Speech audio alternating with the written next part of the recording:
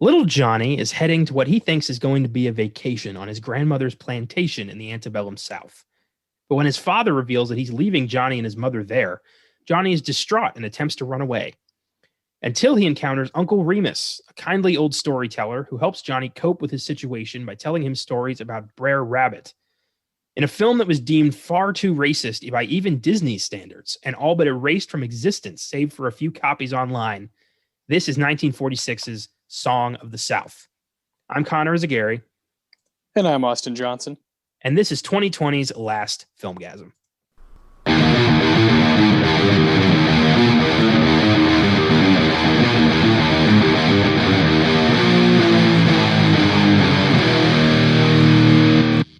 Happy Wednesday and Happy New Year, listeners. This is the 117th episode of the Filmgazm podcast and our last episode of the year.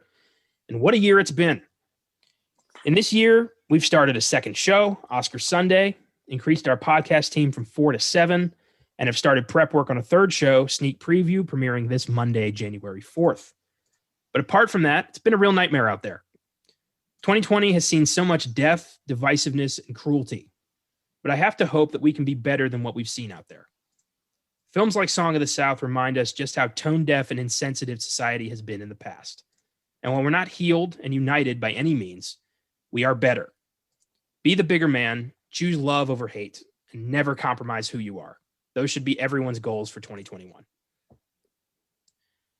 Well said. Well said, my man. The attitude of that by just a calendar, changing, that things are going to get better. It's about a mindset, and it's about being positive and having energy that is infectious towards others, kindness, love. Like, it's really, really a simple thing, right? And we're being tested, and the response that we've seen over 2020 is not the best, but you have to have hope, right? As a human being, to continue moving. And I'm glad I've grown here with you, our friendship here, man, because I really hold it. It's something that's really special. And that's the stuff you kind of hold on to, right?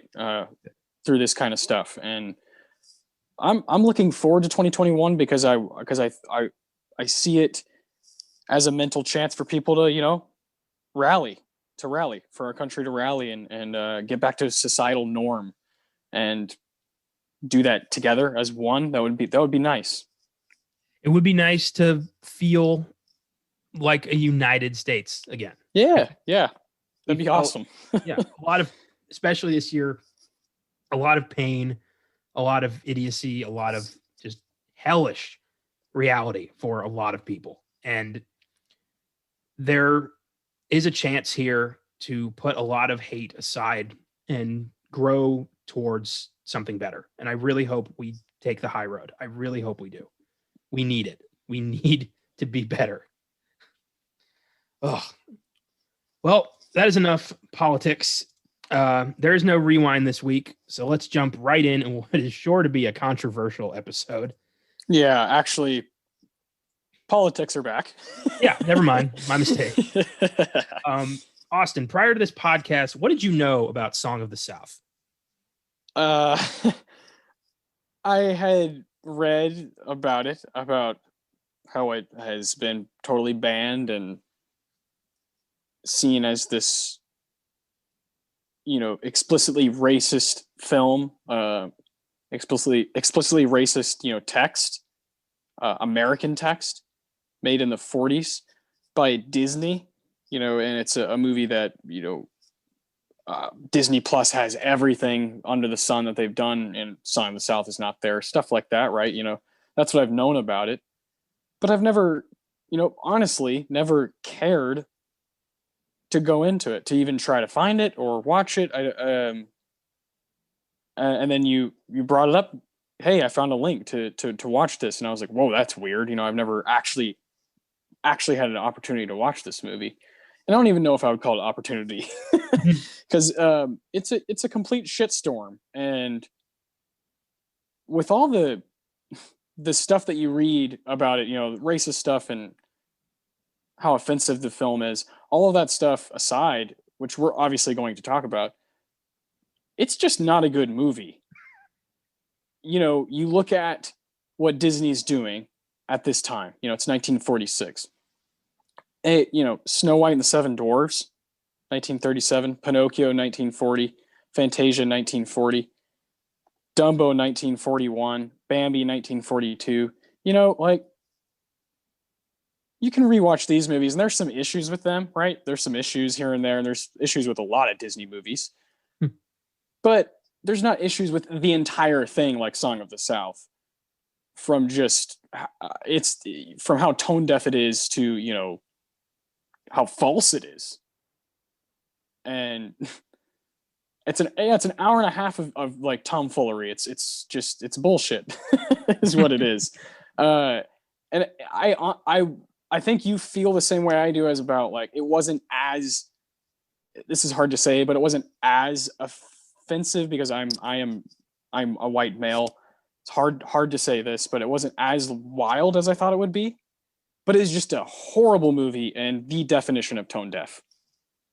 Yeah, I pretty much agree. I don't think the film intended to be as offensive and hurtful as it was. I do think Walt Disney was trying to make a kid's movie, something that people could enjoy. This was post World War II.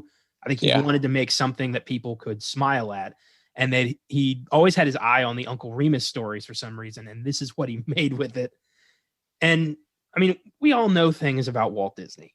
He was not, the wholesome face of Disney the entire time. He was also, a heavy smoker.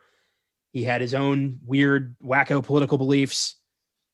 But I do not think he intended to hurt people with this. But he did. And this film is Disney's darkest day, really. It's the one film they've wiped from the face of the earth. And that is saying something. When you look at their filmography and what they've allowed to be put out there, what they are okay with, you really got to see something bad in this to lock this away when looking at like Peter Pan and being cool with that. So I just think it's the reason I wanted to do this film was because it's a film that's been erased. And there's not a lot of films that have been erased effectively. And when you find a link to that, when you have an opportunity to watch a film that's been completely wiped off the face of the planet, you don't say no. So I agree. I kind of agree. There's very few kinds of movies I wouldn't watch if I had, like you said, that link to watch a film that's erased from time, erased from history. That's what people try to do. Yeah. And I thought, it was worth talking about. And it is. It is. And the whole Disney conversation. And look at us. Look at, here we are.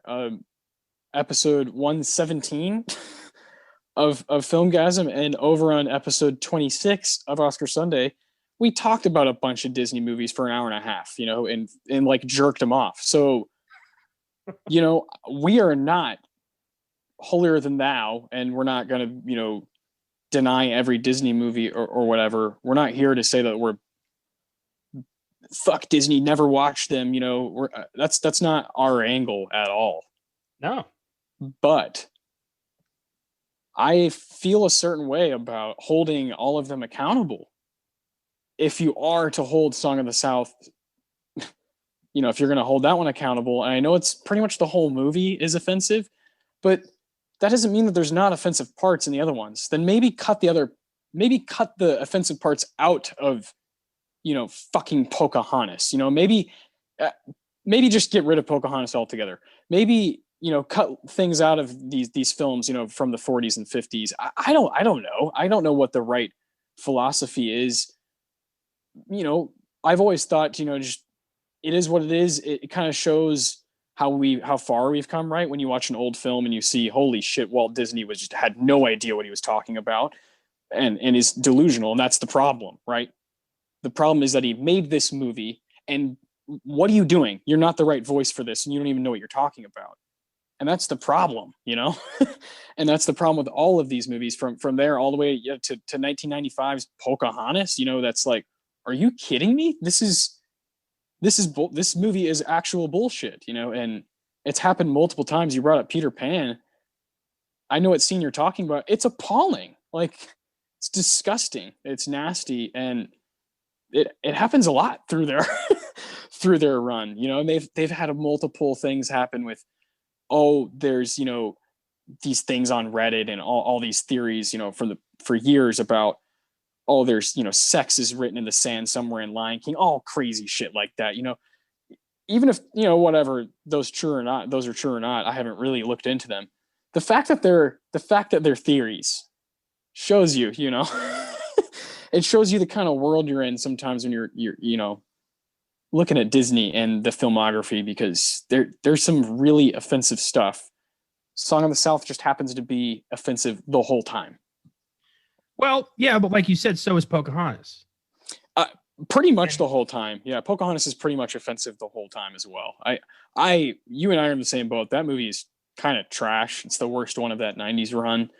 And we're sorry to anyone who feels strongly about the music. That's fine, but it is just not what Disney needs to be doing. Retelling these true stories in just the complete wrong way and not even trying to do it right. That bothers us, Yeah. And it should just bother people in general. Whereas something like Beauty and the Beast, you're not fucking with a real life person like Pocahontas, so that's the whole thing. So when they do that shit like Song of the South and Pocahontas, it just seems to not go too hot. I agree, but I don't think the solution is erase it. I think what you have to do is show it in its entirety, completely uncut, every scene from Peter Pan, Dumbo, everything, or else we don't learn a damn thing, or else we can't reflect and think, what the hell were we thinking? We should never do that again. Yeah. If you just wipe clean the sins, you can't learn anything. So I think this film needs to be put on Disney Plus. I think people need to watch it. There needs to be a disclaimer that says, like, yeah, we don't think like this anymore and we're goddamn ashamed of it. But you made the movie, fucking admit it. Fucking face the fact that you developed this film in 1946 and stop acting like you didn't. I agree with you. I do. But I know this is why we're doing this episode, right? This is the conversation that heavy shit. That it's really hard because we know what's happening here. We know we're two 25-year-old white dudes, we're talking about Song of the South, and we're talking about how it should be on a streaming service for like you said, Disney. Admit it, own up to that shit. You made that shit, just like you made Pocahontas. But I know that there are people who don't want to go through that. Yeah. I don't want to necessarily speak for any individual. I don't want to speak for anybody but myself, really, unless I have permission. But right here, I'm really trying to speak from the heart here. Is I think there are people who do not want to go down that road and do not want to watch a movie that has characters speaking in a way that is so negatively, playing off of a stereotype that it's like, if it were 10 minutes, maybe, but it's an hour and a half and it's kind of painful. There's 3 segments of these cartoon characters in the film, right? In Song of the South. And all 3 of those segments are pretty painful for me to watch. I can't imagine if I had the skin of this, group of people that they're playing off of, a fucking stereotype for this whole goddamn movie. I agree with you on the foundation of, if you make it, man, own up to that shit, put it out there. And if someone wants to watch it and go down that road and learn like you and I did, so be it. But it's really hard to say, and I know you didn't mean anything, but it's really hard to say that people need to see it.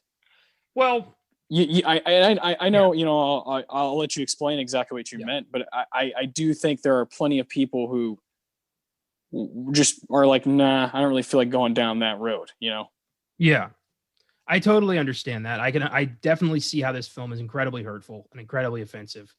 And I don't Yeah, think it's anybody really needs to see it. I think that this film, I just think it should. I think it should be out there, and I just think I want Disney to own up to the fact that they made it. That's really it. I don't want them. I agree. I don't want them to bury it in the desert and forget about it. I want them to accept the fact that they are behind this horrific movie and apologize for it. That's all I want. I want them to say, we made this. It's here. We're sorry. And yeah, but I don't think anybody needs to sit down and watch this to learn anything. I think that they'll just, if they want to, cool. If not, all the better to you. Because it's not an informative film on anything. It doesn't teach you. No, anything. It doesn't. Well, yeah. It's just an hour and a half of absolute horseshit that somebody thought was okay. And yeah, I thought about a lot. I thought about different perspectives, obviously, while watching this, and you think about, it actually is kind of a tool, this film, for someone who's maybe from, Eastern Europe, Oof. You watch this movie, no, this is what was happening in 1946 America. There's plenty of lies and ways that, America manipulated people to think what was happening here throughout, for over a century now. And this movie would be something that you could show someone in 1946 who lived somewhere else, and they'd be like, "Oh, holy shit!" It's not so hot over there, that sort of thing. Yeah.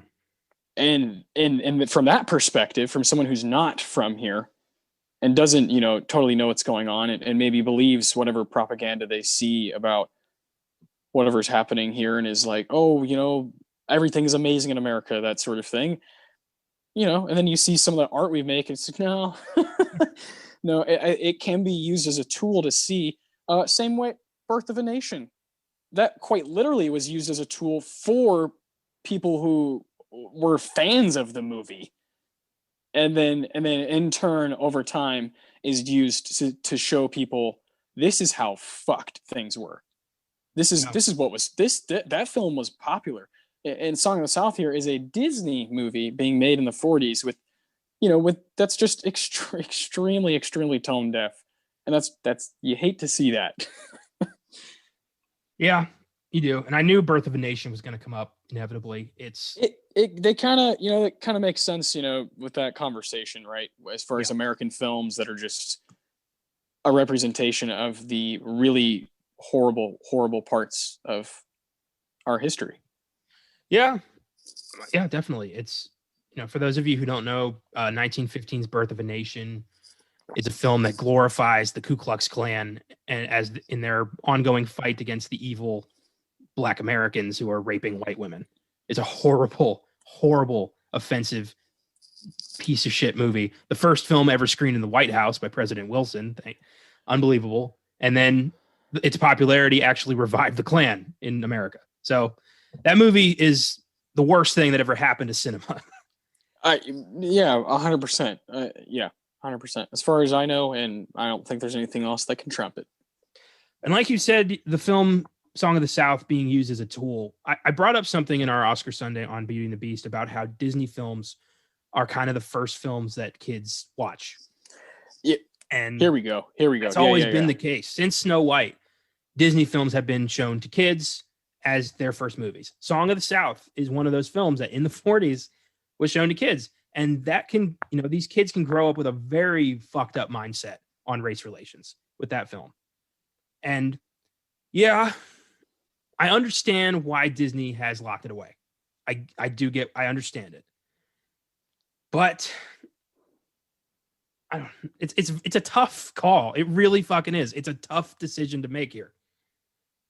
It's gray. It's gray. I don't think there is a right or wrong answer here. No. I think if someone wants to say, fuck that movie, I never want to see a lick of it, I get it. That's fine. It's an hour and a half. I totally understand. If you, Connor, come up to me and say, you know what? I've seen a lot of Disney movies, and there's a lot of weird stuff in it. I want to see what people are talking about here. Yeah, that's entirely the reason why I watched this. Yes, I get that too.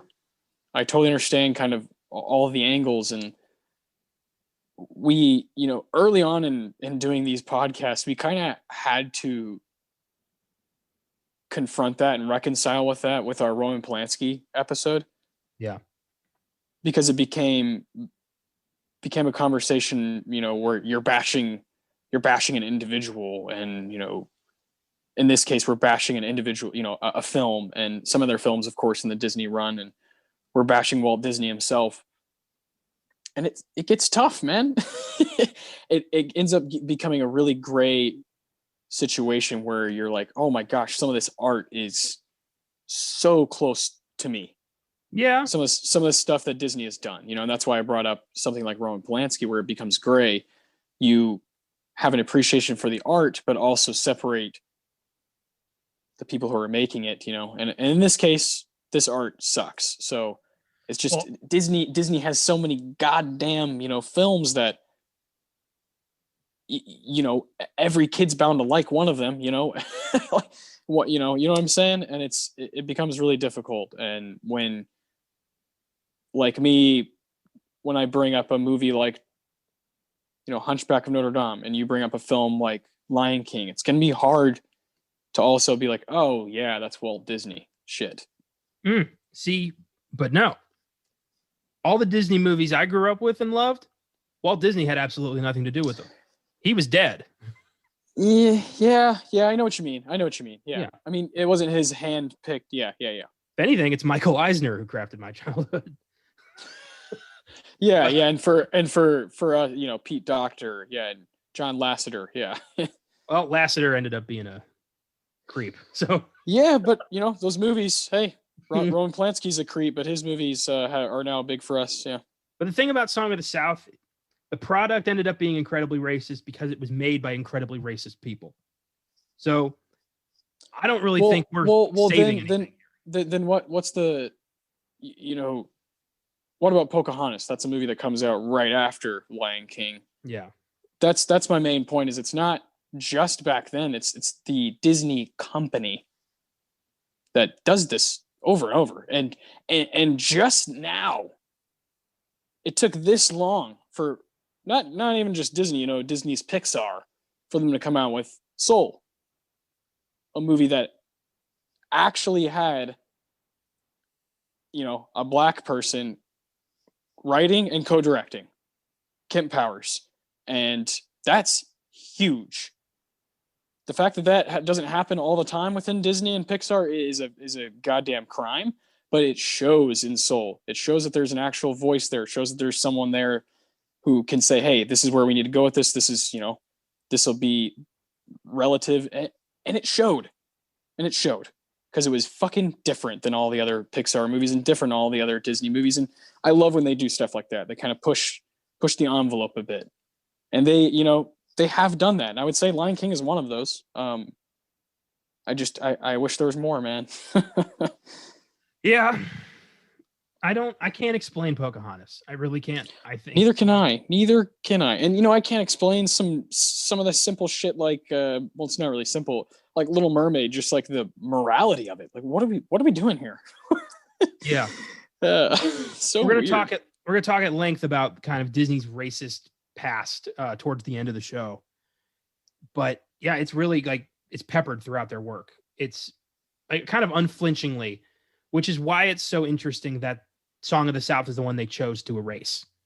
Where you look at this stuff, it's kind of, there's little things throughout a lot of their films that have just kind of been, we've all been kind of cool with for 50, 60 years. And I don't know where to, I don't really know why. And I'm sure nobody really does. I mean, a lot of things, we kind of just don't think about until it's shown to us, until we like are shown this is why it's wrong. And then we kind of have to think about like, yeah, that is fucked up. Why have I just been cool with that for my entire life?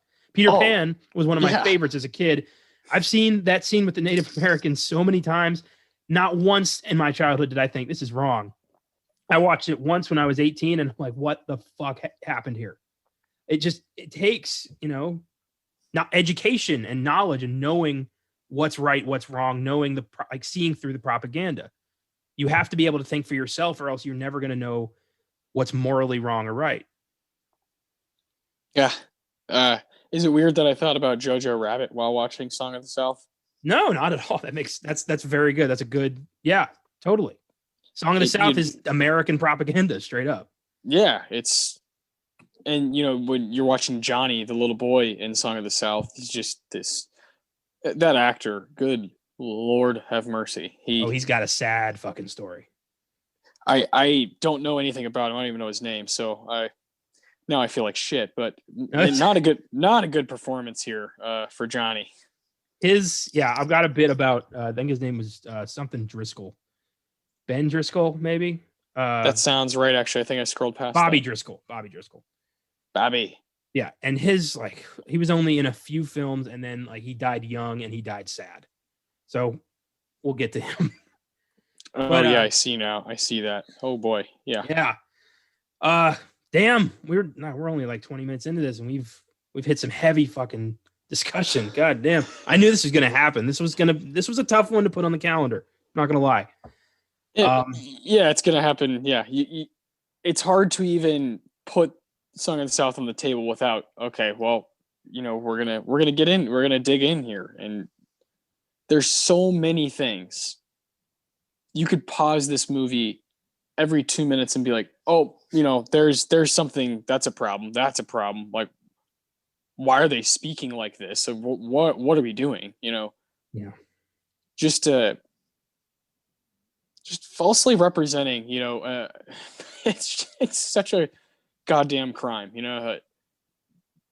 like, I don't know. And you mentioned how it's not, they're not trying to be intentional, but racism is always like, good God, should not ever even be your last resort. I'm in no way, by saying that, am I no way excusing anything that happened in this film? Yeah, no, yeah. Well, yeah, you can't. Like we brought up at the very beginning, you hold all of them accountable, right? We dogged the shit out of Pocahontas. We're gonna obviously do the same about Song of the South. Yeah, man. Driscoll, I just looked that up. Man, this guy, that's like, I don't, how do we even go down that road when we're already talking about this stuff? Jesus Christ. Well, Song of the South has a story that is worthy of a biopic itself. The development of this film is its own crazy story. And considering Disney made a movie about the making of Mary Poppins, I want them to, it'll never fucking happen, but I want them to make a movie about this. And here's kind of the story of Song of the South, how this all happened. Oh, man. It began in the aftermath of World War II, where Walt Disney Studios was dealing with financial difficulties due to a lack of foreign markets during the war. Obviously, no one in Europe is watching Disney movies when they're being bombed to shit by the Nazis. They had been producing military training videos for the U.S. government, and while they were kind of breaking even with that, they weren't getting any profit out of it. And Disney, that's number one on the to-do list every time. Profit. The only profit they could scrape up was when they re-released Pinocchio and Snow White in 1946. And even then, they still had to lay off half their workforce later that year. So times were tough for Walt Disney Studios. In order to produce profit, Disney started to consider a new medium. They started to consider mixing animation with live-action family films because they had an ongoing contract with RKO Pictures, which included only strictly animated films. So if they did live action films with a little animation inside of it, they weren't violating their contract and they could make a profit. So they acquired the rights to the Uncle Remus storybook in 1938 with plans to eventually make it into a fully animated film. And the Uncle Remus storybook is its own whole can of fucking worms. They worked out a deal with the estate of writer Joel Chandler Harris, who first compiled the Uncle Remus stories from former slaves in the late 1800s. So this white guy, very white guy. Yeah. White Southern gentleman, died in 1908, spent his whole career stealing cultural stories from former slaves, compiling them into a book, rewriting them into a kind of old-timey dialect, and making it sound, black. And this guy his family sold the rights to Disney. And to date, that family has made over $300 million from the Uncle Remus books and the film. That is fucked up. That is incredibly fucked up. Oof. So that's where this film came from.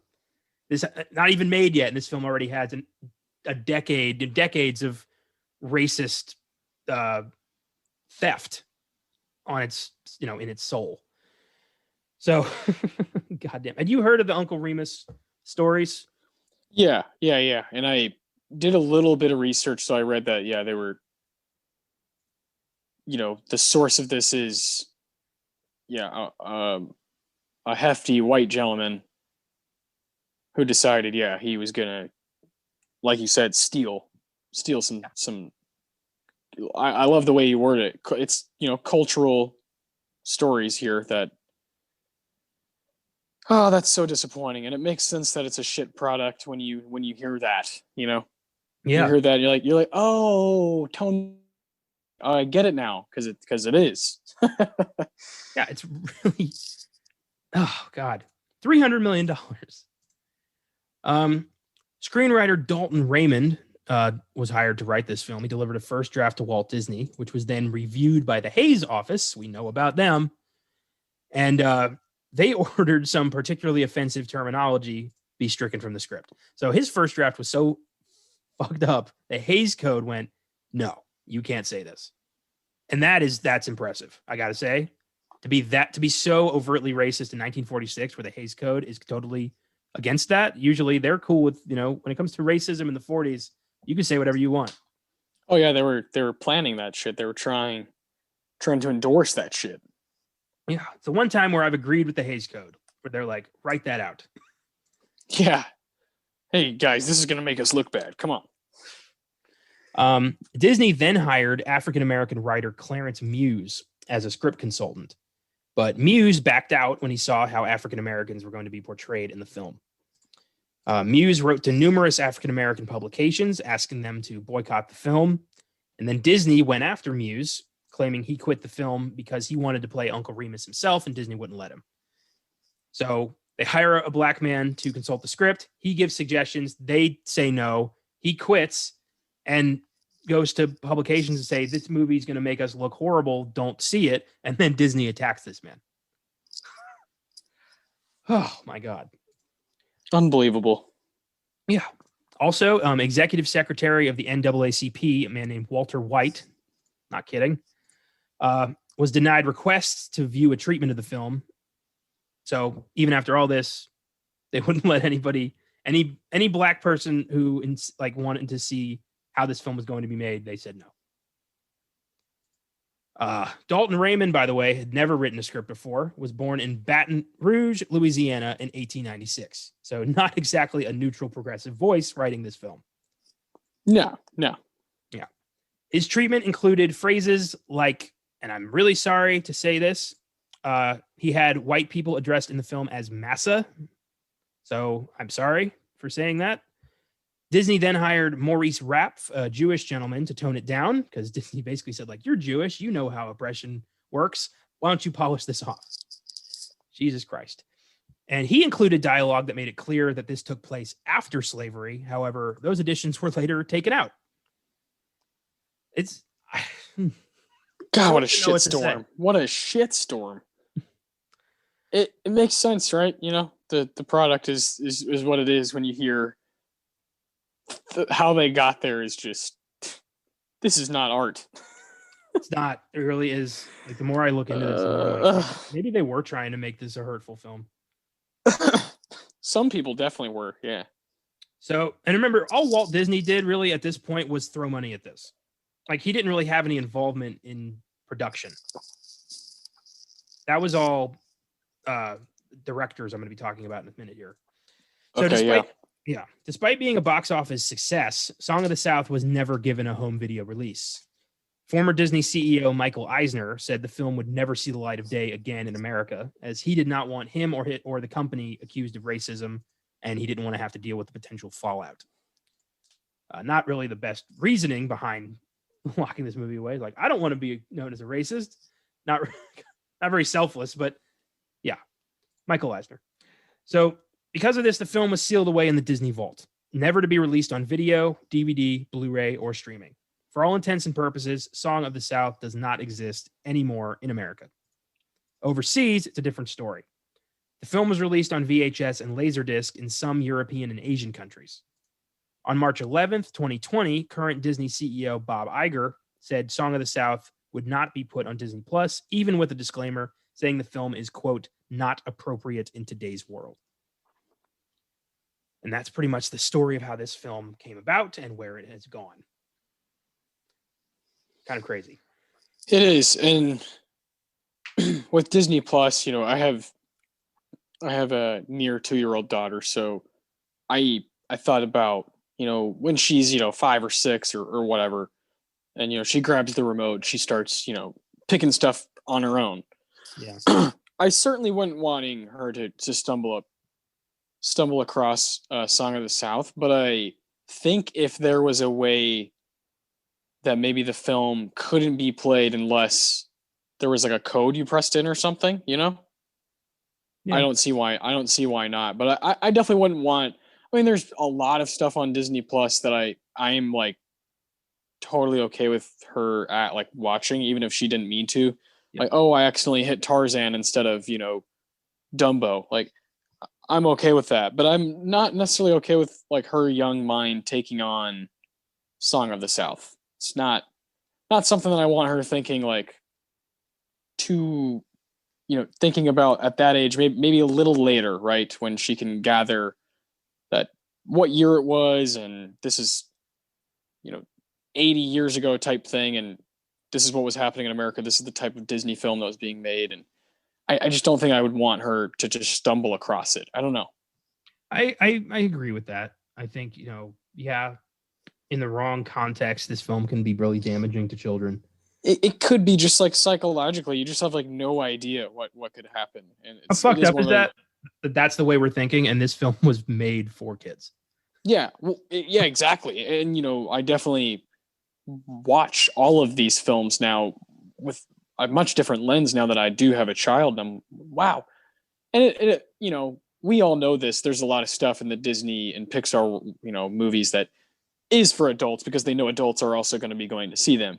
But for the most part, it is a children's film. It is a kids' film. It is intended to entertain younger people with colors and animation and stuff that pops and fun voice actors. So yeah, I mean, I can see how a kid would get distracted by Song of the South. You see these characters, and for a minute, you just kind of get distracted. But I just don't know if that's necessarily a good thing for like the young youth. But it is an interesting thing for grown-up Americans to watch as kind of a text that is representative of where the company was at that time. Very fascinating. Yeah, for sure. It's, I mean, nobody really talks about this film. Everyone just kind of, throws it away. It's like, yeah, it happened, but no. And I think like an interesting way to do it would be, I know that there's some filmmakers who've removed their own content, but if you reach out to them, they may provide you with a burner copy of or something. I know that there's a couple films that have done that. So Disney could do like a, if you want to watch Song of the South, reach out, explain your reasoning, and we will provide you with a like 24-hour code. Some kind of that, like something like that. I think that would be good as like a solution, so it can be seen by people who want to understand. But yeah, I do think that putting it on Disney Plus for just anybody to see could have some pretty fucked up consequences. Yeah, exactly. And the fact that it is a kids movie, it's not a fucking, Tarantino or, whatever. It's not, it's a kids movie. So when it is intended to be a kids movie and it is this tone deaf and this offensive, there's definitely a conversation to be had and some discretion that you should know. This isn't your run in the mill kids movie. This is not Finding Nemo, Yeah. So the film's directors were Harv Jackson, who did the live action part, and Wilfred Jackson, who did the cartoon part. Pretty sure that was their Were they both named Jackson? I believe that's right. Let me confirm that. That sounds like a typo, but I don't know. Wilfred Jackson and Harv Foster. My mistake. okay, I saw a different name. Okay, yeah. I knew it was a typo. Harv Foster.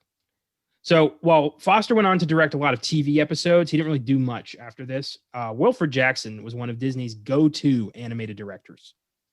He co-directed the Disney classics Snow White and the Seven Dwarfs, Pinocchio, Fantasia, Dumbo, Melody Time, Cinderella, Alice in Wonderland, Peter Pan, and Lady and the Tramp before his death in 1988 at 82 years old from undisclosed reasons.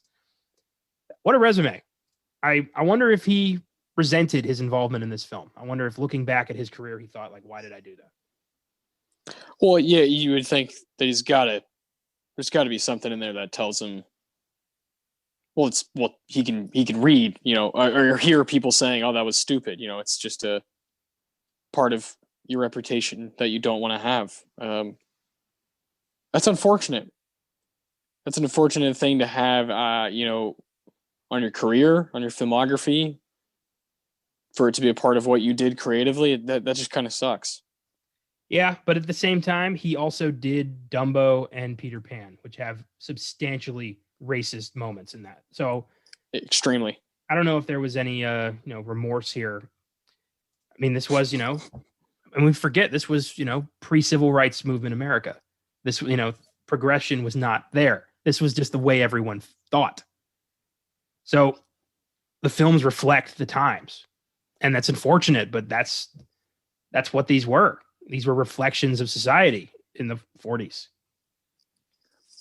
For sure. And continues. It will always continue. One of my favorite quotes is from writer-director Spike Lee when he said that directors, movie makers, filmmakers are here to interpret life for us, for fans, for people who want to, immerse themselves in art. I love that. I love that wholeheartedly, but it's very dangerous. Very dangerous. Movies are obviously our bag, right? It's what we do. It's what we really care about. It's what we think about mostly with our spare time.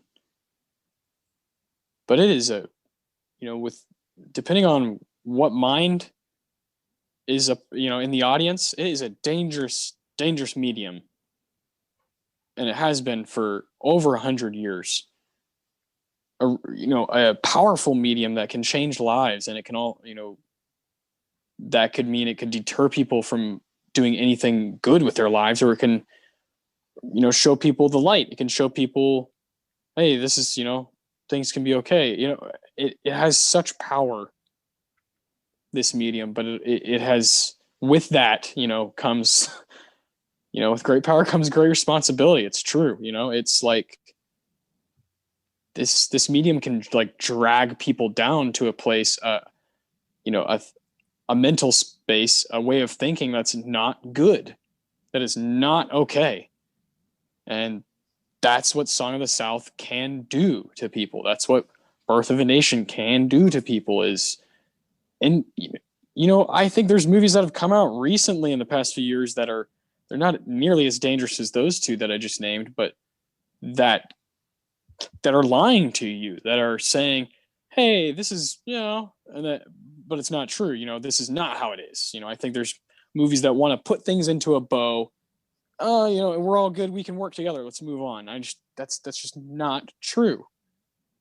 That's not true, and movies will do that forever. There's always gonna be filmmakers that interpret, things falsely. And then they make a movie and it's, and it's stupid and annoys us. But that's the medium. That's the craft. That's the art form that you and I have fallen in love with. And you kind of take the shit with the good, you have to. That's what being a cinephile kind of is sometimes. It's not always going to be pleasant. The experience is not always going to be, shits and giggles. It's just not. Yeah. With that in mind, looking at like, the book and what we're planning and what we've, the potential episodes we can do, this may be the darkest we ever go on this podcast. Like this is dark stuff. This is real. This is real. We mostly cover, horror, sci-fi, fantastical things and films that, are made to be weird for the right reasons. But this one, there are just there's so much darkness connected to this film that it hurts to talk about almost. Yeah. Yeah. Ugh. Damn. Whew. I feel like Frodo, like at the last leg of Mount Doom, like just about to throw the ring in, like just the weight on his shoulders. God, let's move it. Let's dump this ring. So let's talk a bit about the cast. We have James Baskett as Uncle Remus, as well as the voices of Br'er Rabbit, Br'er Fox, and Br'er Bear. Oh, man. Yeah. God, just so harmful. Yeah. These characters, the animated ones. Oh, boy. He only had 10 acting credits in his short-lived career, some of which include Gone Harlem, Policy Man, and Revenge of the Zombies. A lot of which are billed as all black productions, which is weird. 1938 is like, don't worry, white people, don't see this one. It's really fucked up. I looked at some of these, and that's kind of what they are. They're like billed specifically towards, black people. Like I didn't know that was happening in film. There were films made like specifically by and for black people, and then films made by and for white people. I did not realize that. I don't know why I fucking didn't. It doesn't, it's not surprising. Yeah, no, not at all. But to see it, just like to see the example out in front of you, yeah, it definitely wakes you up. Just kind of whoa, that's kind of crazy, right? That over in cinematic history, there's these filmmakers that are just they're just like, what's the point? What's the point of me even trying to appeal to this massive white audience that just is not gonna get it and is not gonna even try? There's filmmakers still today that I'm sure that I would love to be exposed to, that are making movies today that people just, because it is an all black production or whatever it may be. We read stories about The Farewell, a movie that's made by a Chinese American woman, and she had issues with getting people she wanted on her cast, a fucking year ago, and this is the kind of shit that happens in again, in this dark industry that we love, but also understand it has not been pretty. True, but we have gotten way better because The Farewell was not billed as all Chinese cast and crew. Don't bother seeing it, white people. It was actually, what's funny about that is now it's like geared towards young white people in America, like A24, come check this out. It is 100%. These movies are, a movie like Parasite or Moonlight. These are definitely movies that are like, hey, if you want to be fucking hip, you want to know what's going on, you should see these.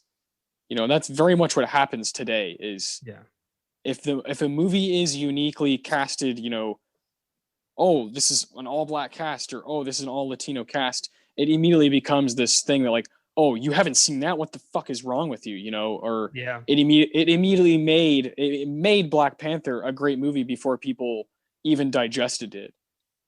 And that sucks. That sucks that we're in a place where we can't actually just appreciate, the films themselves. And, it's we're still growing. We're still growing. Yeah. It's virtue signaling. It's people who use that as a way to sound better about themselves and make you look like an asshole. Exactly. Abusing like the whole point of why these films are made that way. But back in the 30s, it was not an optional thing. This was, you either make your movie with an all black crew or you're not making your goddamn movie. Get out of my face, which is fucked up beyond belief. So I look at that, and then I look at the current state of the film industry, and we've got problems with, sexism and racism, but we have gotten better. And we have to hold on to that. And we got to keep pushing to do even better every day, every year, keep going. Ugh, yeah. Got to. I mean, it is got to hold shit accountable in this in this world, this movie world. It is. I do not want to be the naive fan who just watches these movies and blah blah blah and eats my popcorn. There's so much more to it. There's people's lives, that are being put into this stuff and being put, thrown into the mix of this stuff. And, a guy who plays Uncle Remus, he lives with that, Yeah. This stuff is real life. Like you said, it's fucking real life. Because of this film, he was known as Uncle Remus. Yeah. People called him 100%. Uncle Remus. Like, so fucked up. And he would die 2 years later in 48 at 44 years old from a heart problem. And it's crazy how many people died young from this film. Bobby Driscoll plays Johnny. He would go on to voice Peter Pan in the 1953 film, and he played Jim Hawkins in Disney's Treasure Island. He tragically died in 1968 at only 31 years old from a massive heart attack. At 31 years old, he had like plaque built up in his arteries. He had a heart attack. He died broke and alone and was buried in an unmarked pauper's grave. Holy shit. That's the saddest thing I've heard in a very long time. Yeah, that's why, I said I felt like shit about saying that he had a horrible performance because, that here I am, it's real life. These are real people, and yeah, clearly something affected him, and maybe it was being in the movie industry. Maybe it tore him apart, and just that's so sad. 31 years old. It's just not much older than you and I, buddy. It sucks. Well, the thing about Disney, man, if those kids, once you grow up, you're not really useful to them anymore. You're not part of the Mickey Mouse Club anymore. So when that happens and that's all you've known, you don't know what to do with your life. And studios have done that for for centuries. Well, not centuries, decades. They've, once you become too old to play cute or play a kid, suddenly, they pass you up and they get, a new model. It's fucked up, but that's how it worked. And that still happens all the time. Oh yeah. Yeah. We've talked many times about how fucking seedy and twisted Hollywood is. And despite the products we love, we know that a lot of them are made with suffering. We know that. And we try to address it. We really try. Yeah. Well, also there are times where, this shit is extremely, extremely fun. Obviously we wouldn't do it. One of my all-time favorite things is hearing just about a year ago at the Oscars, you hear when Brad Pitt gets his award for Cliff Booth, he goes up and he goes on to say some really nice things, but he singled out Quentin and just kind of gave us, fans of his, right? Fans of Tarantino's, fans of Brad Pitt's, in that moment when Brad Pitt singled him out and was like, man, I love you. Like, you're so honest and true, and you're just an amazing creator. And being on the set is just so awesome. When you hear that, it gives you chills. It gives you goosebumps everywhere to imagine actual magic happening on a set, right? Yeah, but I don't know who to trust anymore because for years I've heard at the Oscars, and in many acceptance speeches, I want to thank Harvey Weinstein. I've heard that so many fucking times. So I don't know who to trust anymore when it comes to Hollywood. I'm with you. I just can't, I'd be remiss. I love those moments when you have something sort of, even if it is questionable, something sort of validated in your mind about, oh, this was actually a decent experience, Oh, this Steven Soderbergh movie actually went well. People actually had fun. Whatever it may be, I think that is something to strive for, obviously, in filmmaking, is for your set to be a cool and safe and fun environment. It just doesn't happen enough. I agree. And I want it to happen more, and it is happening more. But there's so many ulterior motives and phony people that I do not know who's cool and who's not. I have a vague idea, but I liked Kevin Spacey for years, and then all that shit came out. So I don't know. Maybe I'm just turning into a cynic. Well, yeah, definitely. This is, I've said a lot of tough stuff, at this point, if you're still listening, thank you. This has been it's very difficult, but Kevin Spacey still blows me away in the movies that he was in, Usual Suspects and American Beauty. I still admire that work. I always will. His work as Hopper in A Bug's Life is totally unbelievable. I cannot stand the dude, and I don't like at all how he handled everything. Whatever that was, like 4 years ago now, 3 or 4 years ago, when everything really came out. I think it was summer or fall of 2017 when that kind of just kind of exploded. But before that happened and now, I still really like what he's doing in some movies and some, in season 1 of House of Cards. Same way that I really like how Roman Polanski directed Chinatown. It's hard. It's very hard. And I know Kevin Spacey's on the screen the whole time as an actor, and Polanski's the director, but I still see them as they're very much a part of the art that I'm intaking. And I have to admit that, I can't be someone who's just fuck all of it.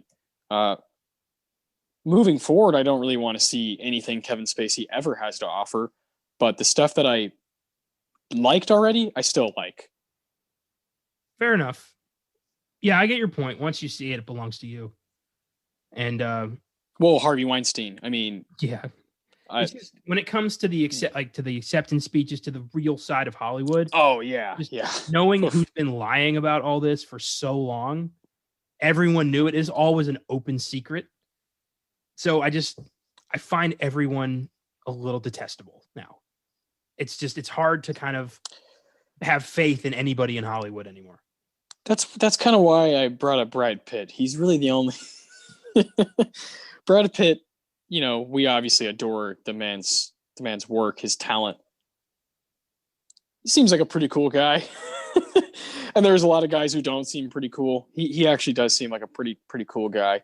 That's why I brought up that particular speech. But I'm with you, man. You really, when they say stuff like that, you have no idea what's true and what isn't. God, I miss Vincent Price. Yeah. Oh yeah. Well, yeah. You pray for fucking individuals like that to come into the movie industry. Well, Tarantino might be a weird piece of shit, but he's his own guy, and no one's come out and really accused him of anything, which is kind of strange. I was expecting that because he's such a weird guy.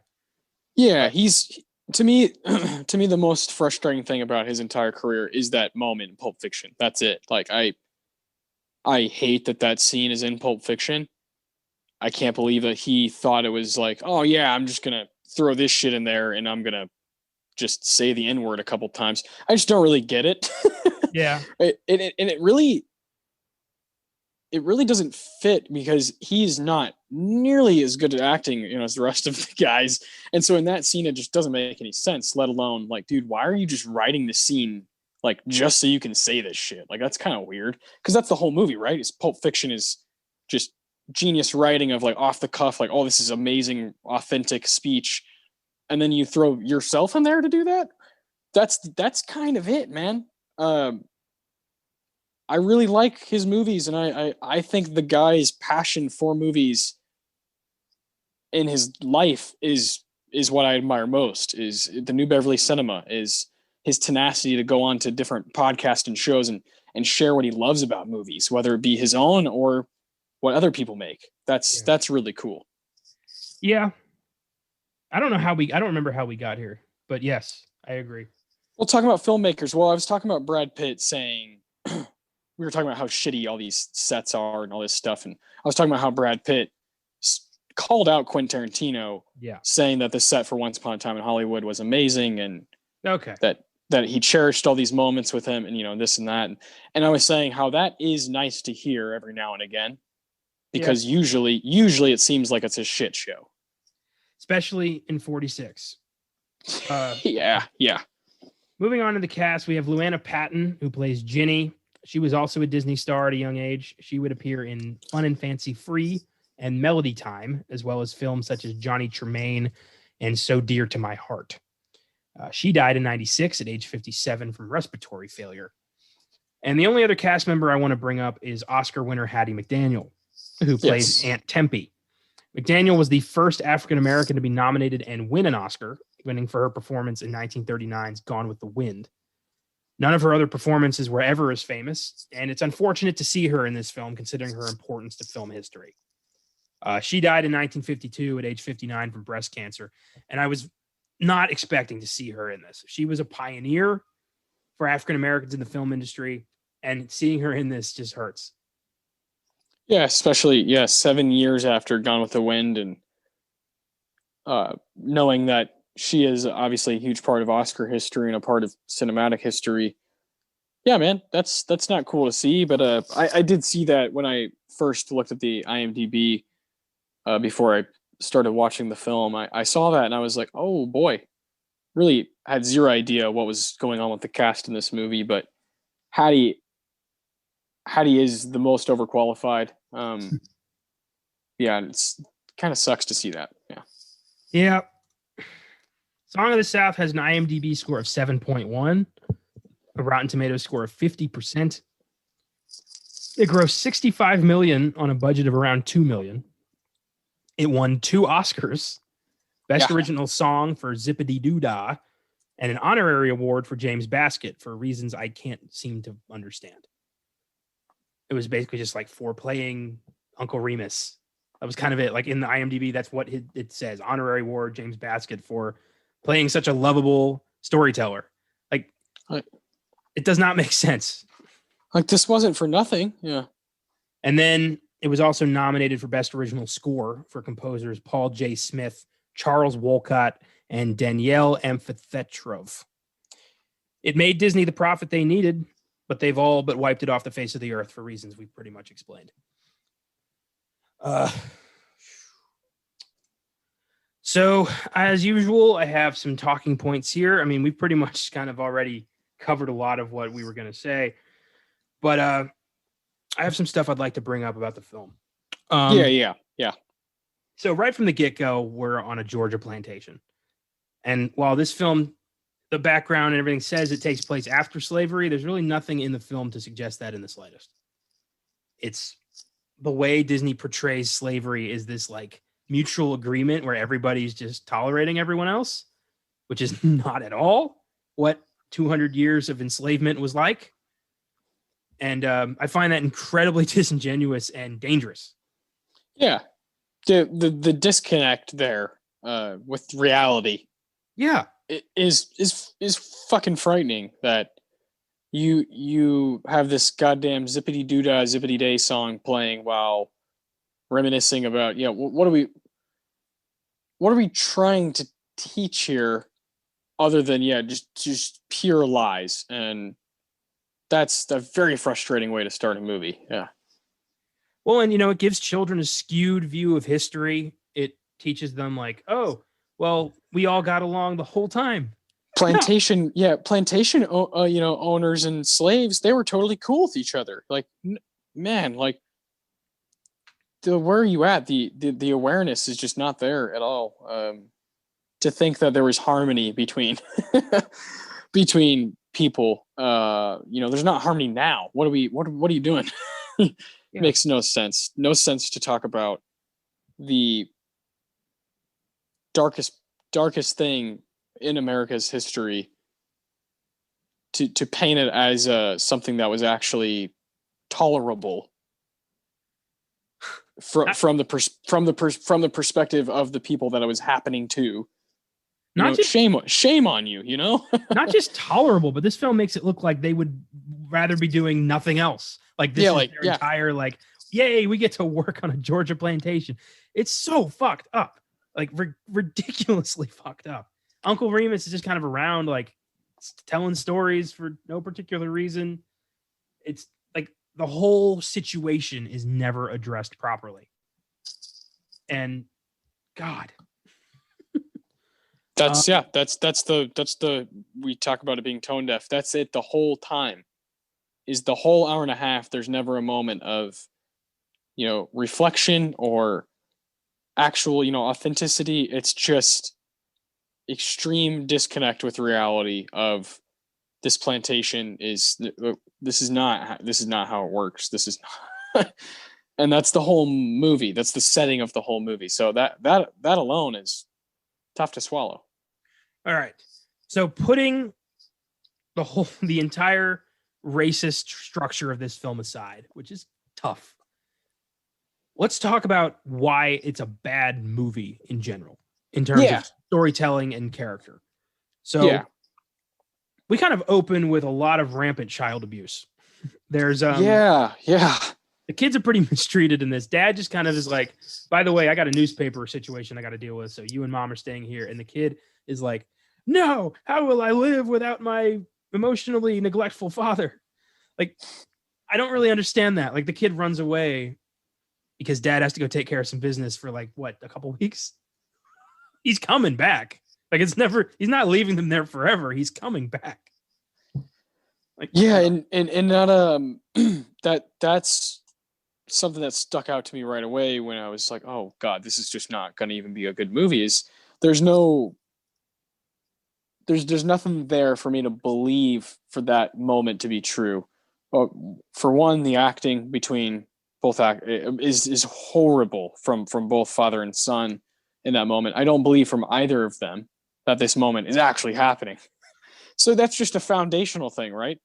And then you're thinking about the big picture of what's really going on. And like you said, it's gonna be gone for a week or two. He's got to go make money so that you guys can stay here. And the son is acting like he's going off to war. I don't know. Just didn't add up at all. So it just set me off in the wrong direction right away. Yeah. And of course, Johnny, walks around this plantation, gets to meet all these jovial slaves, and says, meets these neighbor kids who are like actively trying to drown puppies. I mean, that's so casual in this film. I'm thinking like, did that used to just fucking happen in the 40s where kids just, when they were bored, just drowning puppies? Holy shit. That's a whole new problem I didn't know I had to think about. God. Fucking little pricks. I couldn't believe that shit. Oh, man. And these kids go to their mom like, hey, he stole one of our puppies, so we can't drown it. Like, what the fuck? These kick the can redneck fucking kids. What the hell? I just can't believe this is a real product, a film with a real budget and all kinds of recognition, and it's so bizarre, so poorly constructed. It really is. And he's got a pretty shitty family. I mean, they have like a birthday party for him, and they have the fucking birthday party without Johnny. They just have the party, and then mom's like, where were you? We had the cake and everything, and you weren't there. Like, wow. Way to be a good mom there. Happy birthday, Johnny, you little bastard. Oh, man. Yeah, I thought of, there's this show, you probably have seen it, the cartoon, F is for Family with Bill Burr. Those two kids reminded me of the neighbors in F is for Family that are, just really country and hillbilly. They reminded me of the kids, in Song of the South, just drowning puppies and shit. The fuck? Sounds so outlandish, like it would be a gag in that show. Yeah, it would be a gag in Family Guy. Yeah, some whack-ass cartoon, not Song of the South, which actually has live action stuff going on. God. I was kind of curious about why Uncle Remus is just suddenly leaving. Like, they tell him, you got to stop telling stories to my kid. He's getting ideas about thinking for himself. And then he just kind of like takes off. Like, nobody kicked him out. They just said like, exactly how it is. It's ridiculous. And man, Remus right away, this is the obviously this character, we've been talking the whole time about how offensive it is. This character is is so committed to doing this stereotypical. Every sentence is just ridiculous. It's outlandish, and I'll honestly applaud the commitment from the actor to do this, to fucking make his money. To do what he had to do. This is an appalling character, and I feel really bad for the guy. Right when you're watching it, you just kind of feel like, oh my god, I'm surprised this guy's being used. Yeah, I'm surprised they even went with a black actor. Like the fact that this is not, some white dude in blackface telling stories is actually the best thing about this movie, which is really fucking, that's a low bar. That's a very low bar. Well, yeah, after you just watched Holiday Inn from 1940, 42? Yeah. Which, holy shit. Have I talked about that on either podcast yet? I'm not sure, but go ahead and give some context. Yeah. Oof. Okay, so Holiday Inn, I watched, it was Christmas recently. Bing Crosby, Fred Astaire are, running a hotel that's only open during the holidays, which is a very ill-advised business plan. And they're having a President's Day dance, and Bing Crosby comes out in full blackface and starts singing about President Lincoln. Yeah, pretty goddamn jarring. And yeah, so I can see why you would think in 1946, just 4 years later, Hollywood wouldn't do the same thing. Yeah. Yeah, there's not a lot of consistency. I mean, for good or bad. It's just weird that they are willing to do that with Holiday Inn, not giving a shit, and then Song of the South. Maybe Walt Disney was like, I don't know, had a change of heart for a briefest moment. It was like, maybe we should have a black guy in this movie. I don't know. Guys, I think this will go over better. Yeah. And yeah, 80 years later, no, it doesn't go over well at all. Yeah. And make sure you're removing those cigarettes from my pictures. Yeah. You guys know about that? He like cigarettes were photoshopped out of every picture that was ever taken of him. That's why he's always like got his two fingers like this. Love it. Can't have the guy behind Pinocchio smoking. No, of course not. That's not a good look. No, you can have him meet with Nazis. He did that. Yeah. Oh yeah, of course. And the last thing I want to bring up is the scene where Johnny gets fucking run over by a bull, and it gives him a mild fever. I don't know if you've seen a lot of bull tackles, but you tend not to get sick from it. You tend to get snapped in half.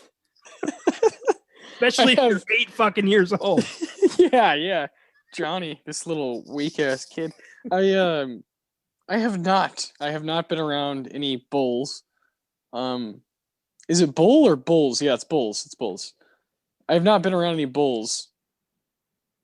And I can't imagine at 8 years old, I'm 25 now, so you got to go back some time here in my mind, and I think I'd have a serious anxiety attack at 8 years old and would just crumble. You would be dead. No. I'm saying before anything happens, I would crumble. I would have an anxiety attack and crumble before I even got touched. Yeah. Me at too. At 8, that might happen now. If a bull was coming at me, I might just panic and die. I don't know. Yeah, I'd hope to God I was wearing a red sweatshirt I could like throw away. But just toss as far as I can. Take it. Go get it. Ah. You know what'd be great is if that just didn't work at all. You're like, God, fuck. I do that and I forget I'm wearing a red t-shirt. And I just eat it anyway. So, some guy behind you has a red he's like just fucking with you. Yeah. God damn it, Jimmy. So yeah, Johnny gets run the fuck over by a bull at full speed, and it gives him a fever that only his father's voice can break. Of course. This is Disney. And then just after that, he's just walking around like he didn't get smacked into a fence by a fucking bull. Are you kidding me? It's insane. Man. It's also out of nowhere. Oh. So that's all I have. Just some weird shit I wanted to bring up. As much we've been bashing it for a while here. The one positive that I came out with it's hard to do that when you're just kind of annoyed the whole time. Is the animation is fucking gorgeous for 1946. The characters themselves are hard to even digest or look at, but Yeah. I found the drawings themselves and like very on par with the rest of the good things happening in the 40s for Disney, like Bambi, just aesthetically pleasing when it was animated, but it doesn't really matter when your story is complete shit. I did want to shout that out though. That was the one thing that I felt sort of positive about. Did you know that those characters, Brer Rabbit, Brer Fox, and all them, they're just walking around Toontown and Who Framed Roger Rabbit? Yeah. I read that. I read Crazy. that. I want to rewatch Roger Rabbit. I haven't seen it in a few years, so it'd be cool to catch all those things. Yeah, that's a masterpiece. That's Disney at its peak. That's good. That's good shit. That's studios working together to make a great product that we can all love because it's not racist. It's a great crime noir with a great Christopher Lloyd and Bob Hoskins, and I love Roger Rabbit, and I'm so happy I get to love Roger Rabbit. Yeah, no, it's a good one. 1988. It's a fun one we could do on Oscar Sunday. Tell you what, after this episode, I'm gonna need like an injection of fun stat because this is talking about this movie. I'm glad I never have to go back to this. Like I can say I've seen it and now move on with my life. Yeah. I feel the same way. Not necessarily that I feel good or anything, but I do feel something. I don't even want to say accomplished. I feel like I gained a little bit of perspective. Yeah. And even if that's all you get, even if it's just a little bit, even if you can have a long conversation or debate with somebody, and maybe you guys disagree on everything, but if you agree to disagree, that's perspective, and that's something that you can walk away with. Hey, that person has way different opinions than I do, and I have to, see it, reconcile with it, and move on and try to grow myself. And that's kind of what you got to do with some of these movies. Is not, obviously we're having this conversation here, but once we move on, I'm with you. I kind of want to move on from it itself, the film, and try to see other things. But these are important conversations to have. And I do think, going back to what I said a long time ago when this episode first started, was that we are two 25-year-old white dudes. But you know what? We are the people that have to fix fucking racism, because white people in America are, quite frankly, the ones who created this shit and made all this happen. So it is white people's job to do the work, do the research, and fix that shit themselves. And I know you and I take it seriously. Yeah. We desire to actually grow in a kind way. We actually want to open up, be vulnerable, and see what is out there, and see why this country has been so unfair to so many people for so long, right? You and I actually want to do that. That's important. White folks in this country, we have to do that. We have to recognize, have to confront ourselves and see what we can all do better. And I think you and I, throughout this conversation and watching this film, gained some perspective, and that's important. Very important. I mean, I have a multicultural family. I have Black cousins who I love, and I hate that I'm scared of them getting pulled over. That's fucked up, and I hate that that happened to my cousin. He got pulled over last week and was scared to hell. He was terrified. And my aunt is a white woman. She gets pulled over. She flirts her way out. She told me that. And some people don't have that luxury. Some people, that's a life or death situation. And we really have to, people with a chance to make a dent in this ongoing problem we've had since the beginning of the fucking country. People who have the power to make that better need to. We have to do the right thing for once. It's really fucked up. We've been doing the wrong thing the whole goddamn time. It's we see these riots, we see the divisiveness in this country, and we've done nothing but fuel the fire for so long. And it's up to our generation to do better.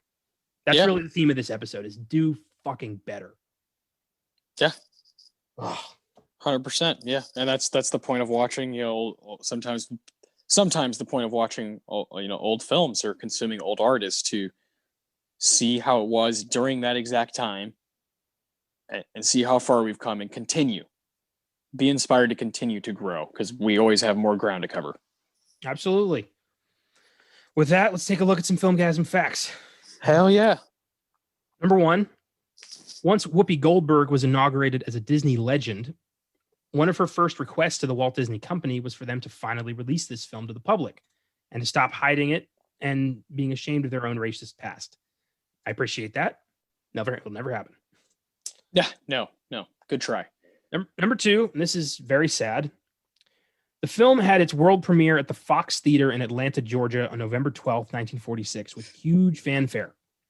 Walt Disney made introductory remarks, introduced the cast, then quietly left for his room at the Georgian Terrace Hotel across the street. He had previously stated that unexpected audience reactions upset him, and he was better off not seeing the film with an audience.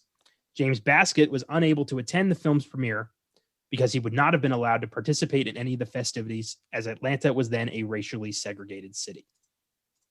In fact, the second reason why Disney did not watch the film during its premiere screening was out of respect for Baskett and the other black actors of the film, who were all also banned from attending the premiere. God damn it. That's so fucked up and hurtful, and I hate it so much. There's nothing good about about it. Nothing. Walt Disney didn't like that, and he didn't watch the film. I mean, he could have done more, but I appreciate the sentiment at least. Number three, this is the first motion picture that the legendary cinematographer Greg Toland worked on that was filmed in Technicolor. All the films Toland had worked on prior to this film were filmed in black and white, including Citizen Kane, The Best Years of Our Lives, The Grapes of Wrath, Wuthering Heights, and The Long Voyage Home. So I didn't realize the cinematographer had some serious chops. Yeah, no kidding. Yeah. Did we talk about Greg Toland when we did the Citizen Kane episode? Yeah, we did a bit. There's just so many individuals involved in that we missed some. Yeah. Number four, as Disney has never physically released the film on home video in America, the film will go to public domain in 2039, and Disney will lose all copyright to the film if they don't ever release the film physically or digitally by then. I'm wondering about that. Like, do you think Disney will finally cave just so they can keep the rights to this, or do you think they're just going to let it go to public domain? Public domain. Let it go. Let it go and see what happens to it on the internet. Oh, man. So I give this film, when I first saw it, I gave it a 6, and that was being generous. I like the Zippity Doodah song. I think it's cute. I found myself whistling it. I do think the animation is pretty cool. I truly, the more I know we've talked about this a lot. I don't think Walt Disney intended to hurt anybody. I still think that, judging by his reaction at the release and just what his reputation was known for when it came to films, I don't think he wanted to hurt anybody's feelings. I think he was completely out of his element and didn't know what the hell he was doing. But I don't think there was hurtful intent. I just think Walt Disney didn't get it. And there's evidence across the Disney filmography that shows he never did. You know, he was a white man who grew up in the Midwest in the late 1800s, early 1900s. I mean, what other mindset was this man going to have? Yeah. So I think a lot of it, you have to look at society of that time and think, like, really, it's who was the least racist is really the way you have to look at it. It's fucked up, but that's the reality of it at the time. Oh, man. So sad that it does come to conversations like that. It comes to that, least, what's the least of these, Yeah. That sucks, man. That's the reality of so many things that happen in our country. I don't even know where to go with a rating for the movie. I would say I think a 3, based on the animation is pretty good, and Zippity Doo Dah. Yeah, I mean, obviously a song that's people sing even though they have no idea where it's from. It's one of those things, one of those cultural things. But yeah, it's just a shitty movie. Very rarely do we ever cover movies that are this bad. True. We usually do some pretty fun movies or stuff that is out there and has something to offer and it's just different. But this is just bad. Yeah, bad stuff. And then of course with all the stuff we talked about, it's just a downright dangerous movie in the wrong hands. True. Very true. And I hope nobody out there resents my 6 because it's I looked at it as a film. As best I could, I looked at it as a film and not a cultural event. It's tough to do that, but I have to. And a reason why people tend to, know about Zippity Doo-Dah, but not really the movie, a lot of that can be attributed to Splash Mountain, which was the ride that was based on this movie that Disney still has. Yes, I've been on Splash Mountain. Yeah, I've never been to Disney World. I've been to World and Land, and it's been a while. I was 6 when I went to Disney World, and I was 12 when I went to Disneyland. So it's been a while. I've been to Universal Studios Orlando twice. That's I've been there once as well. Oh boy, I prefer that to Disney World. I prefer Universal Studios. I think it's got more interesting stuff for like up my alley, up your alley. I had the first time I went, it was a year after they closed the Back to the Future ride. Yeah. I was so upset. I was like, no, I wanted to go. A year after they closed it? Oh, yeah. I thought you said before. Damn. But they had the time train from part 3 and the DeLorean behind like velvet ropes, and I got to touch it. And there you go. It was a big moment for me. Yeah, of course, man. Yeah, that's nice to see. They have a guy who goes out there once a day dressed as Doc Brown, and he cleans the car, and then he looks at his watch, yells, "Great Scott," and takes off running into the park. I love it. That's awesome. And I got to see that guy on the second. Like I was watching him, like Doc Brown just kind of hanging around the car. And then he was like, "Great Scott," and took off. And I'm like, I'm glad I was here to see that.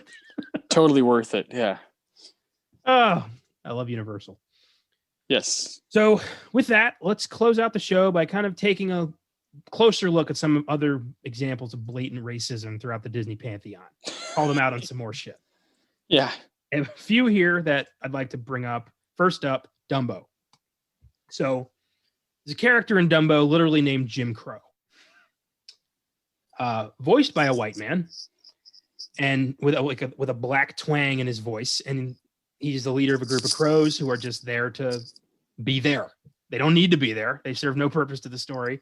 They're just there, I guess, for comedy value, which is even more fucked up. And the fact that they would call him Jim Crow, Jesus Christ. Like, you don't get more tone deaf than that. No. Well, yeah, Song of the South. That's about it. Yeah. Yeah. The bar's been set pretty damn high. So Dumbo, have you seen Dumbo? Yeah, I have. It's been a long, long time, but I've also seen the live action one that was just made recently, and it was all right. Dumbo's cute, kind of pointless, but cute. Yeah, definitely pointless. Sorry, Dumbo fans. Next up, Peter Pan. This is the big one for me. Peter Pan, classic story, the boy who never grew up, pixie dust, Captain Hook, all that shit. Well, there's a scene in the film and in the book. Well, I'm assuming less racist in the book, where they meet Indians, and they are bright red, have exaggerated features, big old jugs of alcohol, and they say how. And the song they sing is "What Makes the Red Man Red." And holy shit, is it hard to watch now. Like, good God. Say what you want about Pocahontas. They were way more respectful towards Native Americans than that. Yeah, no, I don't really ever watch Peter Pan anymore because it's pretty painful.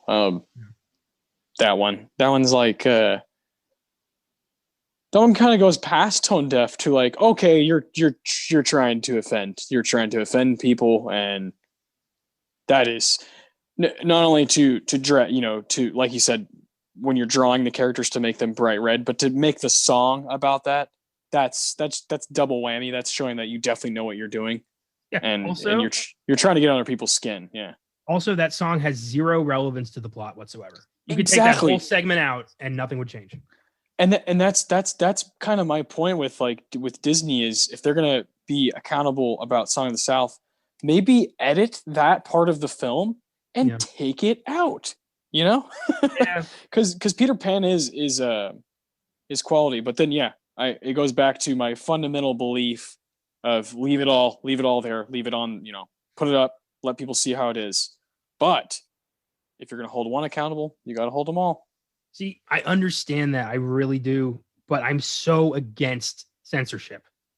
And me too. But if Song of the South is gone, then they've already censored. But it's a slippery slope because, if you censor that, who's to say what else is offensive and in what film? And then what else do we start removing? So it's a difficult conversation. I think you have to go one way or the other. I just don't think it can be.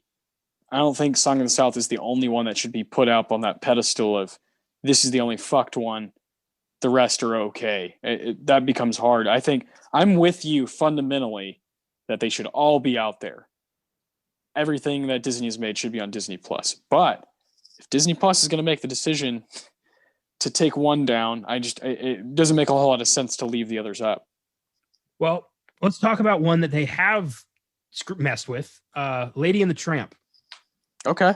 I didn't know they messed with that one. I haven't seen it in a long time. I've actually never seen this one. Oh, wow. Yeah, there's a few Disney movies that just passed me by. There's a lot, yeah. So the two Siamese cats, Sai and Am, they have this whole Asian themed song about how they're Siamese cats. That whole song has been taken out on the Disney Plus version of Lady and the Tramp. Really? Yeah. So what do you think about that? I stand by my previous statement. I agree with you, man. But I get it that they did that if they're going to do that to Song of the South, but now do it to the other ones, Yeah.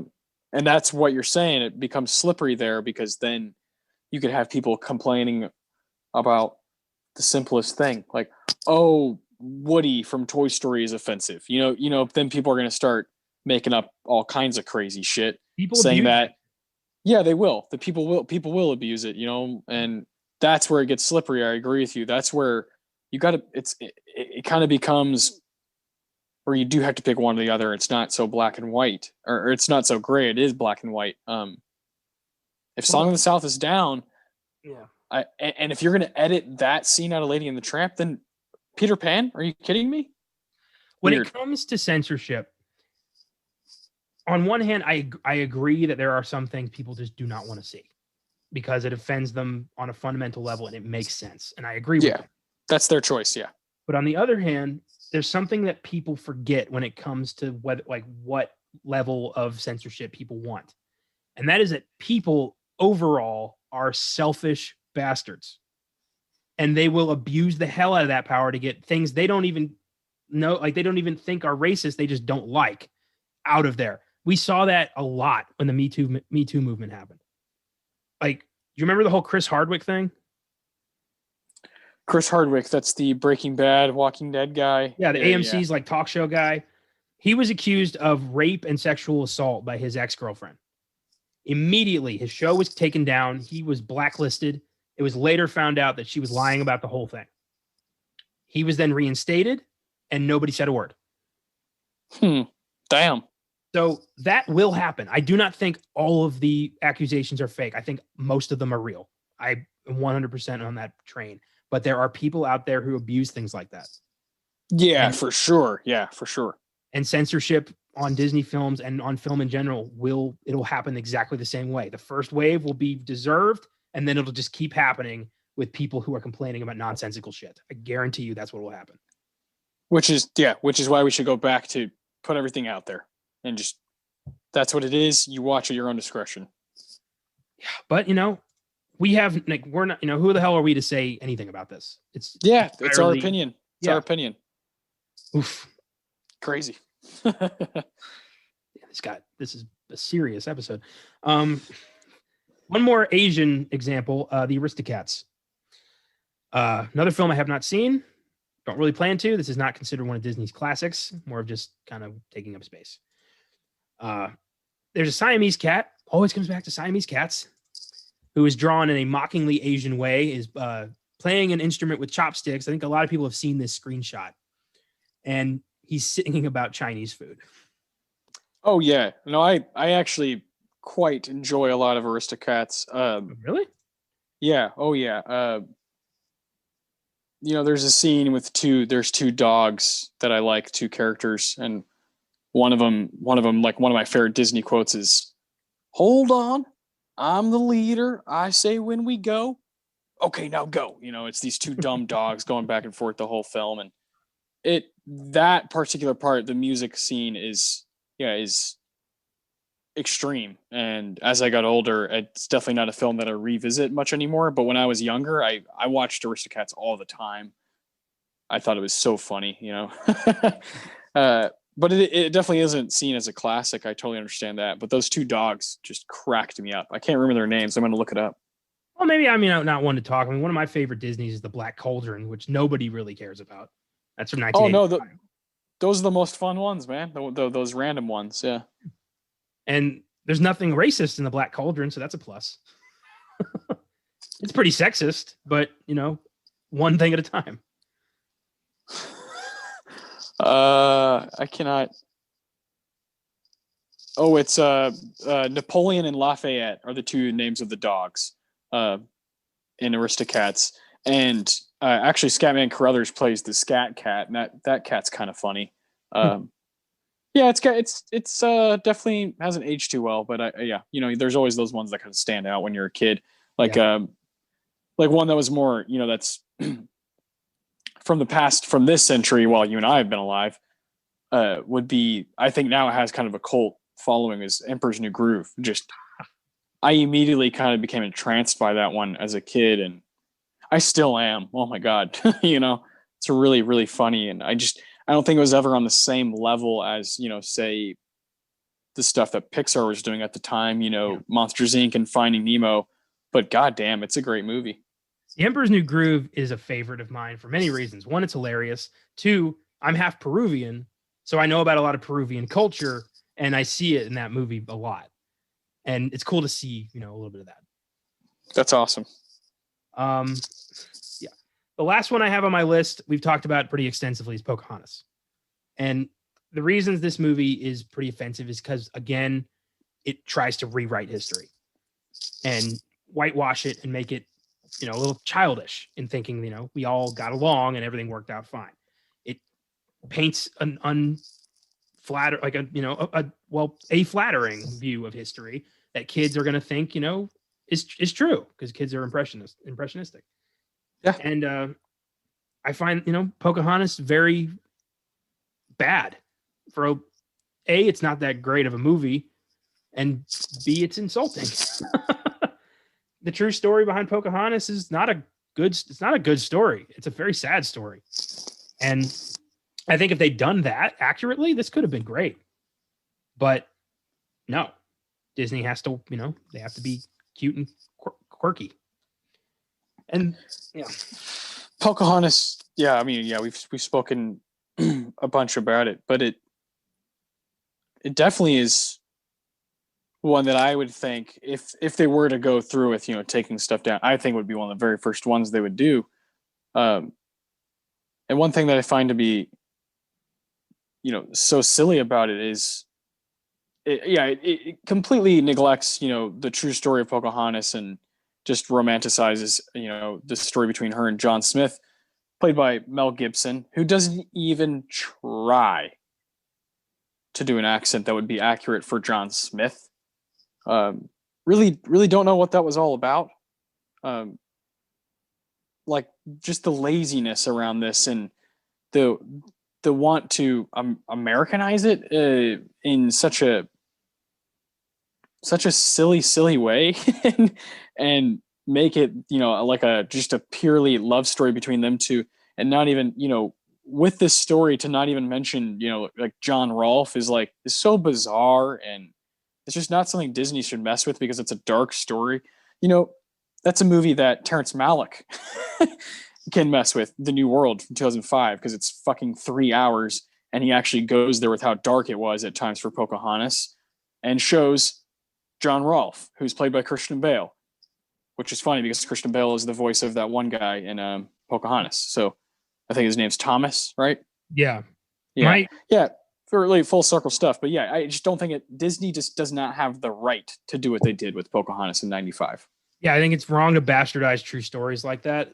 But my biggest issue with Pocahontas is the ending where Powhatan is just kind of like, yeah, I guess we're not so different, you and I. And they're like, yeah, let's share Virginia.